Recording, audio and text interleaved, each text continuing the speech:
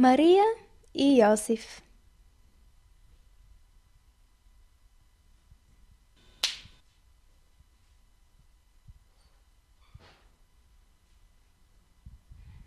Преди 2000 години в Израел, в град Назарет, живеели Мария и Йосиф, които били сгодени. Бог пратил своя ангел, Гавраил, при Мария.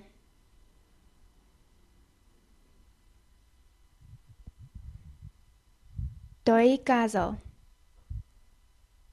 че Бог е с нея, защото тя е благословена да роди Божия син. Мария му казала, че не познава мъж до този момент и не би могла да роди.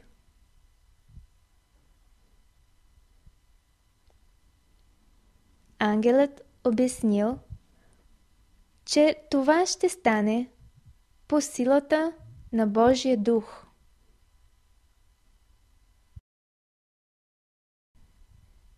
И затова детето ще се нарече Божий син. Тогава Мария казала, ето неговата слугиня. Нека бъде според твоите думи. И ангелът си отишъл. Като нейният годеник Йосиф разбрал, че е бременна,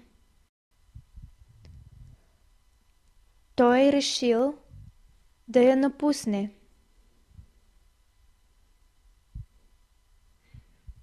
Но тайно, защото не искал да я засрамва.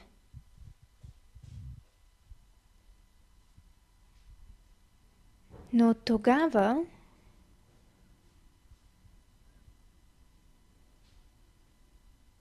на сън ангел Господен му казал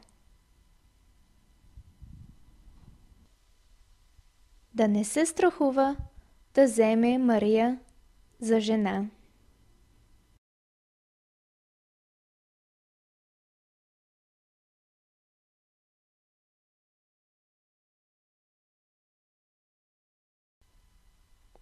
Защото тя ще роди Божия син и да му нарече Исус. А той ще спаси народа си от грехове.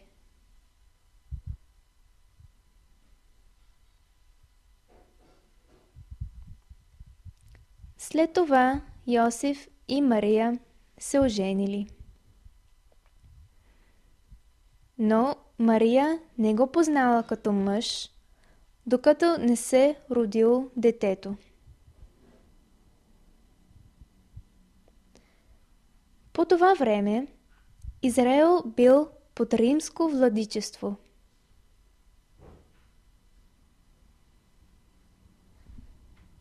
Римският император Сезар Август наредил всички да се върнат по родните си места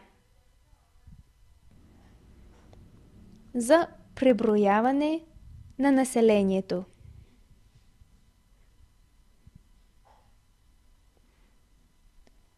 Йосиф и Мария тръгнали за град Витлеем,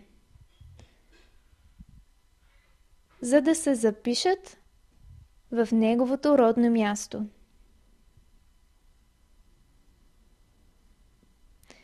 А Мария по това време била бременна.